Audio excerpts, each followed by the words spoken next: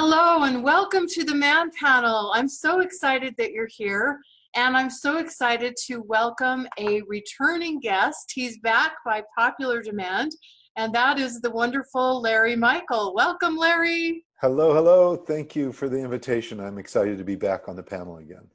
Thank you so much for joining us. Now, before we get started in what I know will be a very juicy conversation, Larry and I are going to be talking about how to attract the man you truly desire. I just want to tell you a little bit more about Larry. I know many of you may be familiar, but Larry is known as the Love Shepherd, and he's the founder of the School of Genetic Energetics, a master ERP, and he's also the host of the Larry Love Show. He's a breakthrough relationship coach, author, trainer, speaker, and producer, and he's the founder and voice of the4answers.com. Through this system, he's brought to the world the only scientifically proven online compatibility system that unlocks the mysteries and reveals the true motivations behind our actions, from devastating emotional upsets to our most joyous and blissful experiences. Larry dedicates his life to creating possibility for all of us to live in courageous intimacy, in deep connectivity, and in our full loving expression. Well, that sounds good. We need more of that in the world, right? We do. We need lots and lots of it. Yeah. So, Larry, I know that we're going to talk specifically about how to help the women attract the kind of man they truly desire. What are some of the things that you think stand in the way or stop us from attracting a quality relationship? Oh, wow. We'll just jump right in there, right? Self-esteem, for sure. You know, how much do we love ourselves? It really comes down to that. How much do we really, truly love and embrace ourselves and actually know what it is that we desire the most to experience in relationship? And what gets in the way of that is any kind of stories that we hold on to the past, any kind of resentment or shame or blame or guilt or judgment, any of these things that like are present and happening, those are going to totally get in the way of attracting a quality relationship. They will not just get in the way, they'll sabotage it. And so, you know, that if you can be free of that, if you can show up right now in this present in a really loving space and loving oneself most, then it's amazing who we attract. In fact, more incredible people than you can imagine, and not just for romance, but for relationships of all kinds. Mm-hmm. Yeah, so that's quite a list, and it seems like we could have a conversation on any one of those that could take the whole time here. So self-esteem, shame, blame, those kinds of things get in our way, and we show up in the world differently. Hence, we attract different people when those things are present than we do when they're not there. Yeah, so, absolutely. I mean, if we have a story that says, well, you know, the last man, he cheated on me, or, you know, some indiscretion, or he was a commitment phobic. And then we take that story into the present going, well, is this man going to cheat, or is he going to be a commitment phobic? If we have that present with us, we'll actually attract that back into our lives. So we have to be able to leave those past experiences behind us, learn from them, you know, learn from them what's important to us about how we want to show up and what we want. But then we need to know, you know, who we are, and then be that person and not bring those past stories and experiences with us. Because the universe does a really crazy thing, Michelle. And it's like, without exception, if you have a past story that you bring with you into the future or into the present, the universe is going to send you that situation again to test you and make sure that you're over it. So if you're, you know, people keep going, well, why do I keep attracting this? And why do I keep attracting that's what I had the last time? It's because you brought the story with you, and the universe just wants to know, are you done? And it won't know if you're done unless you leave the story behind. And it may even send you the most amazing person in the world just to test you one more time. And in that test, you get to show up fully in the present. Then the universe is done with that test and it goes on to the next one, right? Which is about our personal growth. But it will consistently happen that way. I mean, if Yeah. we look back into the history of our experiences, and we'll find out that anytime we didn't get it, like we had an experience and you didn't learn from it, then we'll have the experience again and tell, damn it, we're going to make you learn. I'm going to make you learn it. And then you I finally get know. it. Yeah, when you finally get it, then it's done, right? So, you know, if you think that you can just like breeze by and, you know, have this story of the past and have resentment and shame or some kind of guilt around it and hold on to that, I guarantee you'll get to experience it again. So if you want to show up in the present, in your loving space, in the person that you want to be, and experience life from now, this place, then it's a completely different ballgame. Completely different. And it's delicious. It's wonderful. So, I mean, it's, in a way I can say it's that simple. You know, if you find yourself thinking about something that happened in the past, you just got to stop it, because it's the past. It's over. It's finished. And the only reason why it exists now is because you brought it with you. So you're responsible for that. If you want to have the experience of your life and you want to move forward with love and romance and just pleasure and joy and fulfillment, then get present. It's that simple. Yeah, it's so powerful what you're talking about, and it seems pretty simple on the surface. It's not always so simple in our own lives. And do you mind if we dissect this just a little bit? Oh, please, yeah, let's do it. So And that's one what I'm thing, doing all the time with my clients is, you know, it's like, on one hand, I do this Bob Newhart thing. And if you've ever seen the Bob Newhart, you go to YouTube and watch the Bob Newhart Stop It. Everyone should watch it. It is a great thing to do. And that, you know, basically it's just saying stop it. But then people go, well, but I had this traumatic experience and I have PTSD and it was just horrible. And you know, so I don't want to downplay anything that happened to someone in the past, but you have to leave it in the past. And sometimes that does take some work, and it takes some redesigning, and it takes some embracing a part of you that you may have forgotten that you had. mm-hmm. Right? And so, you know, I don't want to downplay it that much, but there is a need to let it go. Yeah. Yeah, so let's dissect this a little bit. So Okay. why do you think, Larry, we formulate these so-called stories to begin with? I mean, why do we attach meaning to events that happen to our lives and create a big storyline around that? Why do you think we're prone to do that as human beings? Oh, we have egos. Have ego. It's the ego. I mean, it really is. It's our ego wants to identify things. It likes clarity. So it wants to define who we are, and it wants us to be really solid about who we are. And then when we have an experience, whether it's an exciting one or a traumatic one, you know, whether it's fulfilling or it's really challenging, it wants to put a definition around it so that it can validate that you were there, right? It's kind of validation of self-existence. That's what the ego does.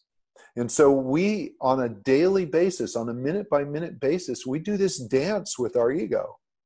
It's like, okay, I know who I am. And then the other part's got to go, and I'm excited to find out who I could be, right?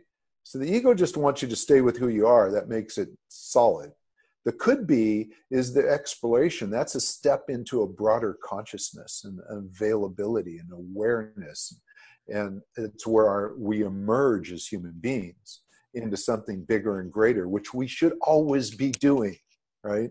Mm-hmm. If you think you got it all together and you're perfect now, then you're done living, right? Yeah. So we have this opportunity to embrace life and all that it has to offer.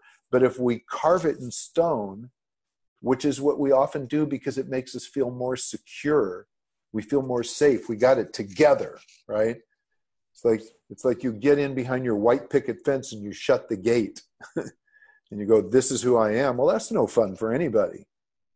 You know, it just isn't. So we have to do this dance, and we can honor our need to have a certain degree of definition, but we also need to be courageous about the possibility of expansion, because that's what humans do. We grow, we expand. And when we're not doing that, then we shrink, and we start to have chronic pains and illness, and we have all kinds of physical disabilities start to happen to us when we don't allow ourselves to grow. This is really what I'm saying is a very profound statement. There's a lot of people in pain out there, not just emotional pain, but physical pain.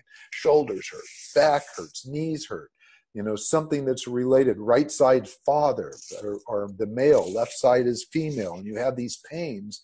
And, you know, where are they coming from? Most of them, 97% of our pain is from here, right? And it's when we hold on to things too tightly that we create that constriction that shows up in our body in all kinds of ways. And it causes our heart to stop. It beats. But the part of our heart that's so wonderful and juicy and loving, it stops when we're in that place. Because we're not present with it. We're just holding on to our fears. You know, love only exists in the moment. It only exists right now. If you try to define it, it's not love anymore. Yeah.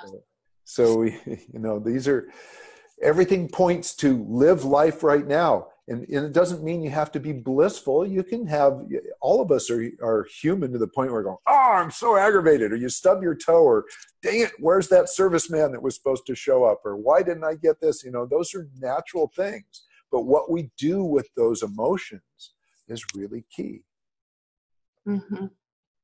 Yeah, I think our minds try to kind of make sense of events that happen to us. And so we come up with these stories centered around things that happen. As you were speaking, I was thinking about a client that I coached in the past. And she was, when I was working with her, she was in her 60s. And she had this mindset that all men she met were automatically going to reject her. And as we started delving into that a bit, she remembered that when she was like in the 7th grade, she asked this boy to do a Sadie Hawkins dance, and he said no. And she had created a story around that way back then, that all men were going to reject her. And then she had gone through her life, because that was the storyline that she was going with. She'd gone through her life and had collected a lot of evidence to support this story. And so then she had developed some confirmation bias. And it wasn't until we're having this conversation, when she's now in her 60s, that she realizes for all these years that had been going on, which was pretty amazing. This is so common. It's so common. Decades. Can you imagine? And this is decades of constriction from a story that happened when she was, 12, 14 years old or something like that? I run into that so often. I mean, there is times when we'll go back and use methodologies that takes people back into memories that are actually periods and experiences that are beyond their memory, just so that we can do a complete internal shift and then bring it forward and rewrite that story, that context, so they can show up today free of it. Now, the reason why genetic energetics is such a powerful science that I work with is because it is the most effective tool that I've used in 30 years to bust stories, to just bust them apart. You know, there is, if we got into talking about genetic energetics now, we would have to go another couple hours. But this system defines what we are energetically in the way we communicate, the way that we process information, how we handle money, our sexual interaction, even chemistry and attractions are defined there. And one of the things, and I'll just mention one of them, is called sexual response type. And it's the reason why I bring it up is that almost every person I run into has some preconceived idea about what men are and what women are, and how men like to engage sexually and how women engage sexually, and what's the proper way or the not proper way, right? Yeah. And it is just crazy making, because 50% of it at least is not true. It's just not accurate, not scientifically accurate, but there's lots of stories and belief systems and even teachers out there saying things. So genetic energetics looks at two different sexual response types. Well, a young girl who in her early teens or even younger, who is what we call mental emotional sexual response type, her sexual energy is all on the surface. And so people pick up on it. They feel that sexuality. And the result is many women from a very early age have been told, you're flirty all the time. You're too aggressive sexually. You need to tone it down. You come across way too sexual. And they're not doing anything but being themselves. But the mental emotional sexual response type man or woman, their sexual energy is on the surface, so people notice it. So what do? As they get older, the women start to dress more conservatively. You can pinpoint them in a room. If you had 50 women, I could tell you who were and who were not, just by how they're dressing, because they don't want to be misunderstood. Guys have women respond to them and react as if the guy is flirting or trying to come on to them, and they are not. And so they start to kind of hold back even themselves and how aggressive they want to communicate with women. When they find out what they are, they're able to look back and go, oh my goodness, it wasn't about me doing something wrong. It wasn't about me wearing the wrong clothing. It wasn't any of that. It was just how my energetic showed up. Mm-hmm. And it frees them, liberates them from these stories. Like your client was liberated from this story she had from 7th grade. Right. And in that moment in time, they get their life back. They get who they are and what they are, and they get to embrace it fully in this moment, right? Mm-hmm. Without the shame or the blame or the projection that is causing them not to experience life fully in this moment. Mm-hmm. And, and that's just one little area of my science that goes deeply into many things. And it's not just genetic energetics that's important when it comes to busting stories. Any stories we hold on to prevent us from being in the present. Yeah. So profound and so important. And one of the things that I think is tricky about it, and the example of my client that I gave illustrates this, is sometimes we don't even know these stories are still there because they're more on the subconscious or the unconscious level, and yet they're like a hard drive in the computer. They're kind of running the whole show, even though we don't see them. My client didn't realize that had been running her love life for the last several decades, into her 60s, something that happened to her when she was in the 7th grade. She didn't know that had been running the show. And so one of the tricky parts about this is that some of these stories we're aware of, but some of them we don't even know they're there. Yeah, most we don't. Mm-hmm. Because we're kind of on automatic. We're running on automatic. And look at the lifestyle we have today. This is not simple. This is not like in the farm, when we had a farm and you got up and you fed your chickens and you knew what your routine was every day and what you had to do to survive. We have a very complex lifestyle that can be very stressful. We've got homes with multiple wage earners. We have people that have multiple jobs just to make ends meet. Where you used to live alone, now sometimes people have many roommates. It's complex, right? And so that complexity, if we don't know how to flow with it, it becomes stressful, and those stories just get buried, and everything we're doing is more reaction instead of action. Mm-hmm. Right? So yeah, it's very common. And the great thing though is, just like with your client, as soon as you uncover it, it's really, what I find is that once one story is uncovered, then the rest of them start to open up.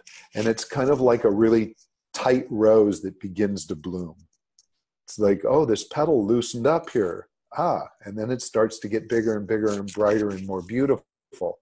And so it's not like you got to do hard work to go back and get into every one of them. Usually one breakthrough creates a scenario where all kinds of things break open. And then the person slowly can relax and their life flows. Mm-hmm.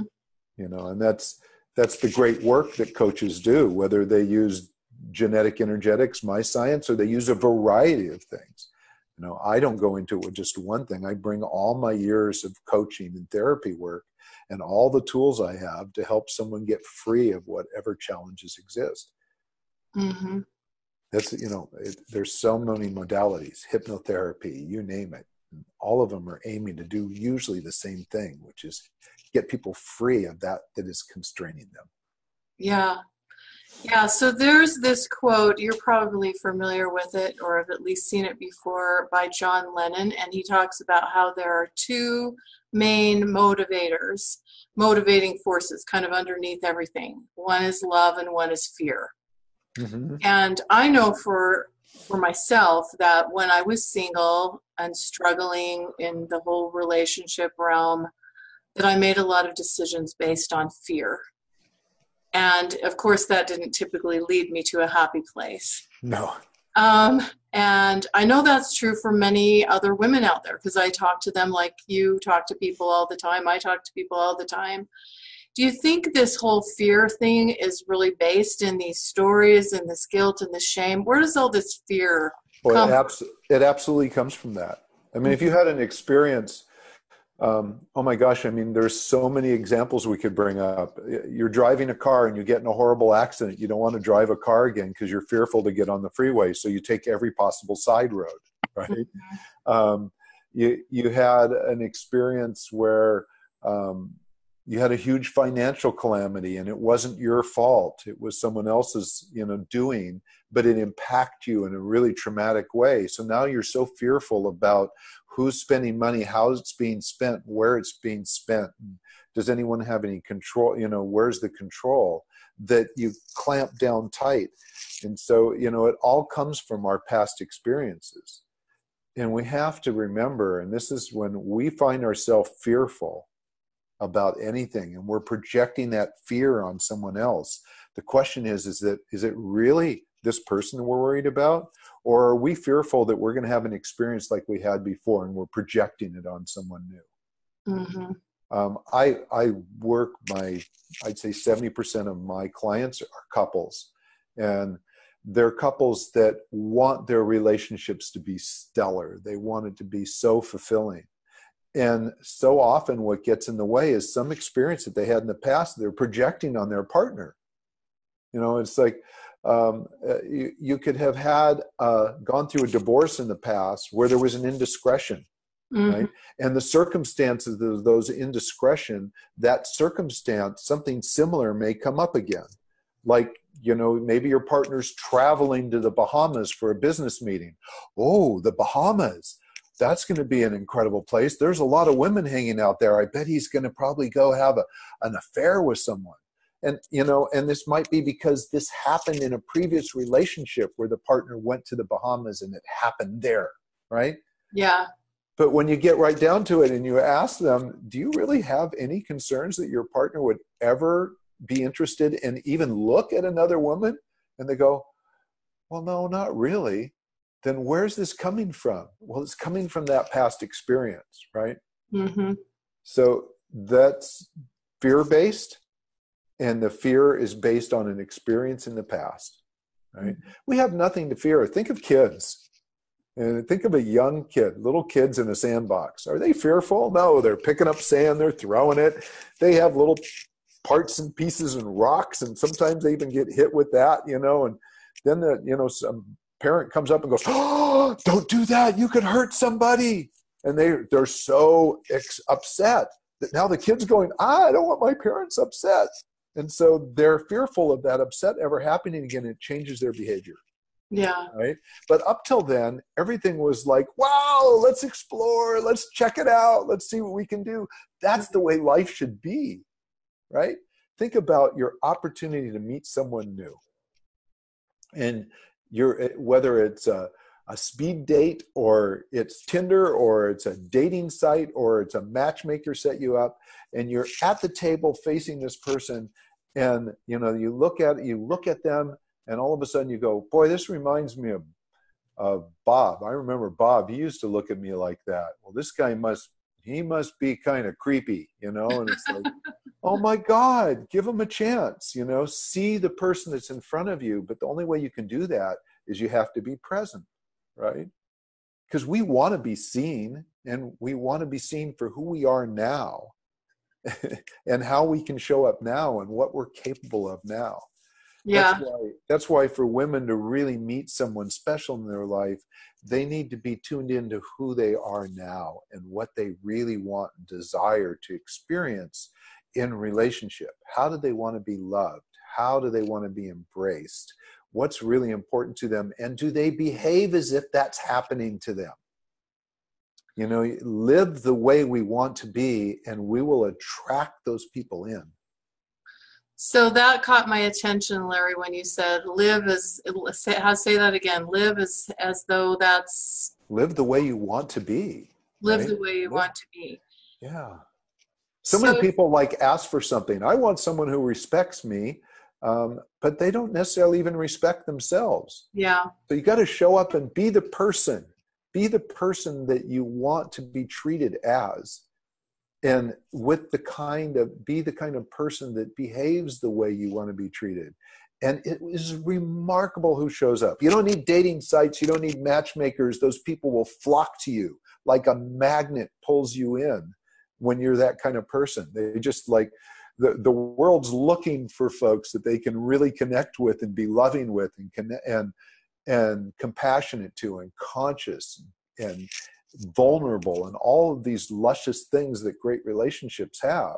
And we just need to show up as someone that is that way so that they'll come to us. Mm-hmm. Yeah. And they do. Yeah, I agree. So I know this is something you and I have talked about before in the past, Larry, but I think this is really important. And you touched on it just a little bit, which is, why is it that we so often are physically or sexually attracted to the wrong people? Does it tie back to the stories? Help us understand that, because this whole chemistry thing gets us all into trouble at one time or another and can be so confusing. And when we talk about this, I always feel like people are saying, well, of course you have to have chemistry. We're not saying you don't have to have chemistry, but why is this kind of a area that we all just kind of have to have some awareness around? All right, so this is a scientific phenomenon. Okay, chemistry is the elevation of 6 brain chemicals: dopamine, oxytocin, testosterone, PEA, norepinephrine, and I left one out someplace there. I think oxytocin. There's 6 neurotransmitters, brain chemicals that all get elevated, and when that happens, we feel it, and it feels really good. I mean, it's like you just had it's the buzz you get from drinking a glass of wine fast or whatever. You go, wow, this is great. And you're elevated, and you take off your regular glasses and you put on rose-colored glasses, and you don't see half the issues that are in front of you because you're just all drugged up. It is a scientific phenomenon. In fact, chemistry is the most addictive, chemical reliant experience that we can have. I talked to a brain surgeon once, and I said, I think it's more powerful than opiums and opiates and things like that. And he goes, oh, it absolutely is. When people have those chemicals elevated, they're drugged up, and it's very addictive, right? So now, why does it happen? With genetic energetics, one of the things that we did, we had a group of outside scientists come in and study us almost 8 years ago now. And one of the things we looked at was chemistry.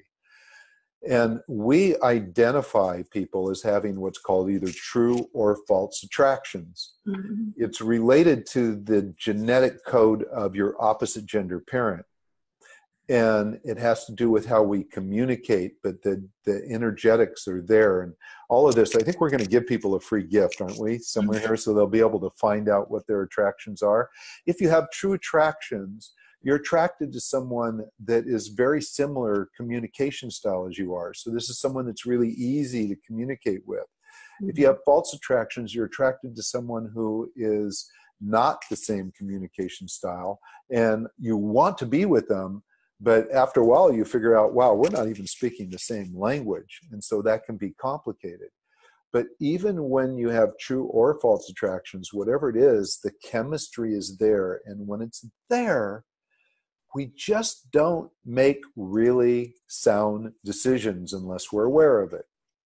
And, and I'll give you an example. My partner and I, we just have moved in with each other. So I'm so excited about that. But for a couple of years, we didn't.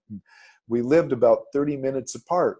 And I remember one evening at about 10:30 in the evening, she says, "Why don't you come over?" And it's late, right? We're both tired.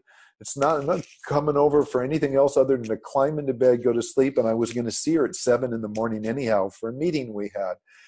And next thing I know, I'm driving my car. And I'm in my car going, why am I doing this? I could have just climbed into bed and been sleeping, get a good night's rest, take care of my dog. And I'm going, but no, I'm driving over to my girlfriend's house so I can climb in and go to sleep. And I'm going, this is chemistry. This makes no sense at all. And I keep driving, right? and I just had to laugh because I knew it was like my own dopamine high, right? That was taking me over there. Well, that's a simple situation, but in the more complex situations, chemistry will have us stay with people in relationships much longer than we should, because we don't look at all the things that are really important to us because we're doped up chemically. Mm-hmm. Now, what do we do about that? Whether we have true or false attractions, it doesn't matter. We still get that chemical charge, and when we have it, we need to be aware that it's happening so that we can kind of take our time, make more conscious decisions. If we find ourselves going, hell yes, I want to do that. and then inside we're going, do I want to do that? Why do I want to do that? Why did I say I want to do that? Instead of having that experience, take our time. We get so wrapped up in the wonderful feeling of chemistry that we forget to really honor the decisions we want to make. And by the way, chemistry is not just all about romance. We choose the people we want to be our friends. We choose who we're in business with. We even choose which of our children we like the most and we get along better with based on chemistry.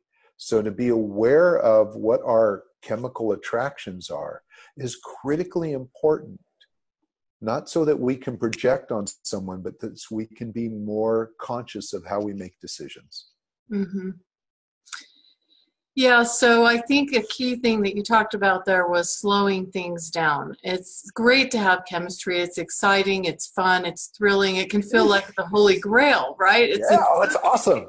It's awesome. And it's so much fun because we don't feel that every day or with every person that we meet. But it's really important, especially for those of you that want to have a long-term kind of relationship, to make sure that you slow things down enough to get to know a little bit more about the other person and who the two of you are together, assess compatibility, and I always say, see the heart and character qualities of this person. Because one thing I know for sure is chemistry does not necessarily equate to compatibility.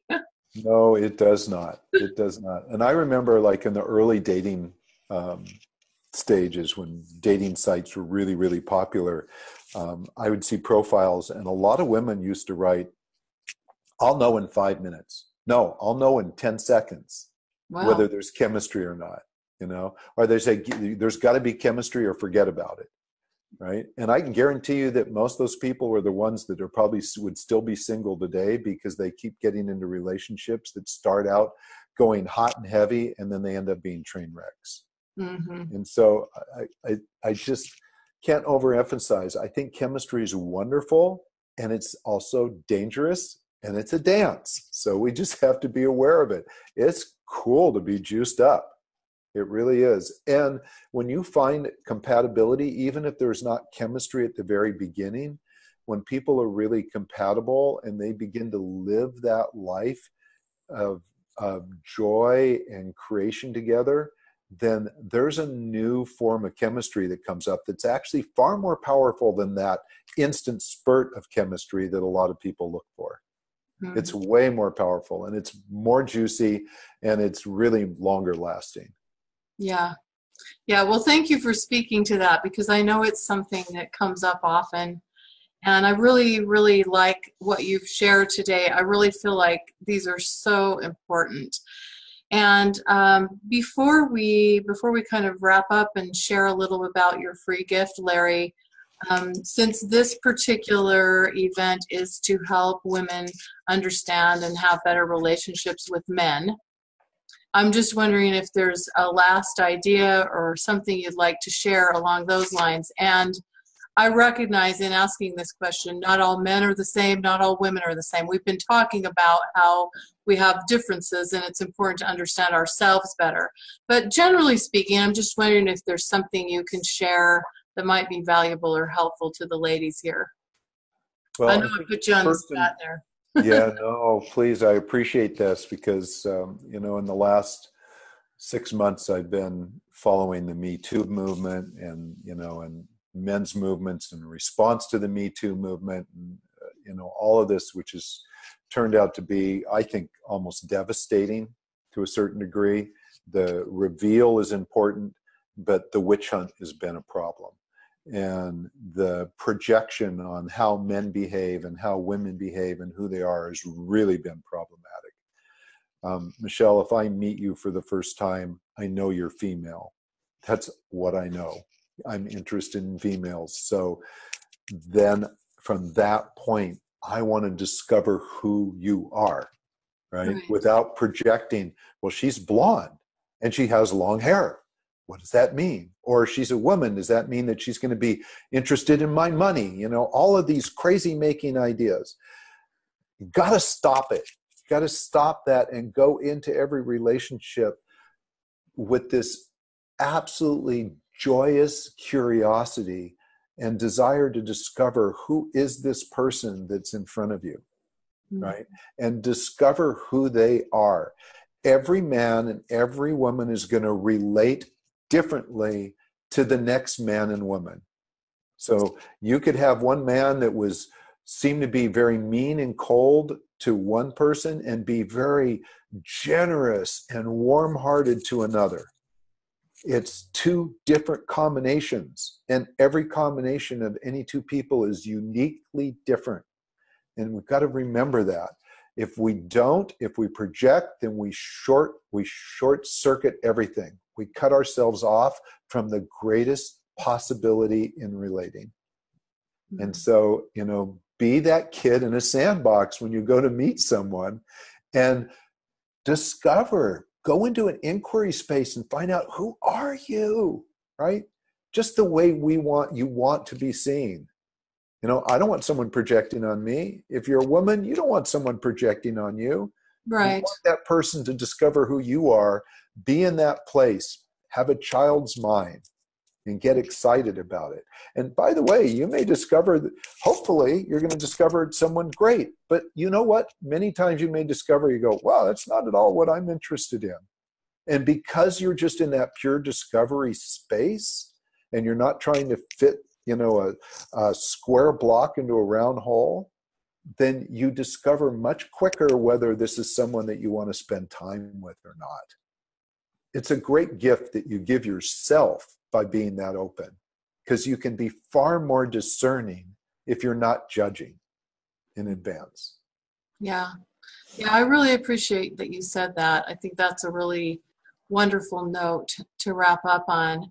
And before we do, though, Larry, I know you mentioned it briefly already. I know you have a wonderful free gift for everyone listening here, and I'll have you tell us about it. But ladies, you can also access it right underneath the audio or video that you're listening from.